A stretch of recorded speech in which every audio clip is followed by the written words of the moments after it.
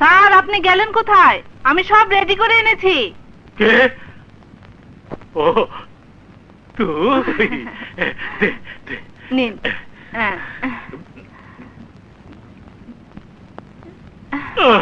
আর দে।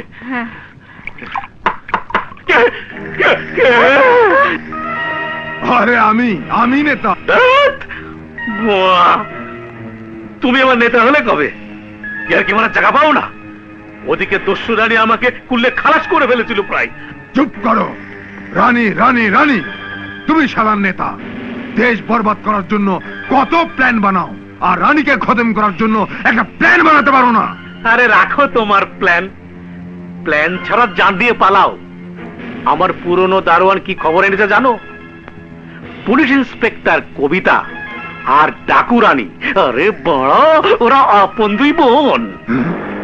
বলছো কি? হ্যাঁ, খবরটা শোনার পর থেকে আমার নিজের নাম, বাপের নাম কিছুই মনে করতে পারছি না। মনে হচ্ছে আমি জিন্দা লাশ। পেয়েছি পেয়েছি, এসো আমার সঙ্গে। হ্যাঁ এসো। ওহো, বড্ড গরম পড়েছে তাই না? আবুল, কাসেম, কাকে ডাকছো? পেঁচাল পেরো না তো।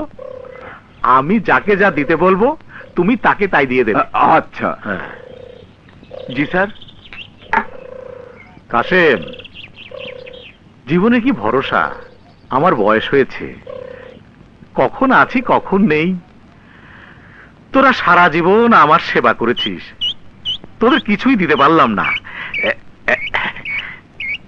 এনে এটা ধর ধর, মানে পর। আরে পর না।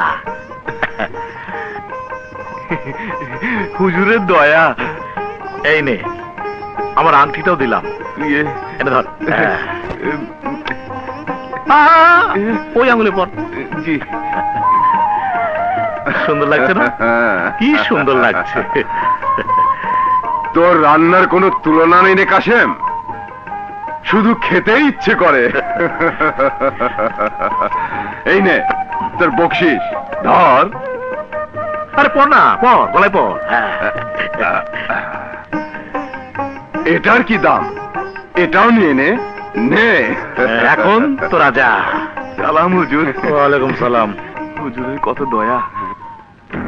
এনো ধরো। কি করবো নেতা?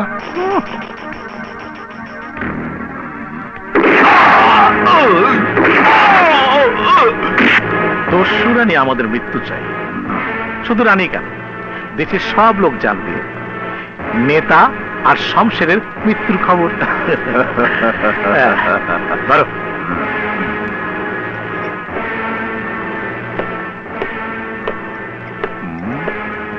কমপ্লিট।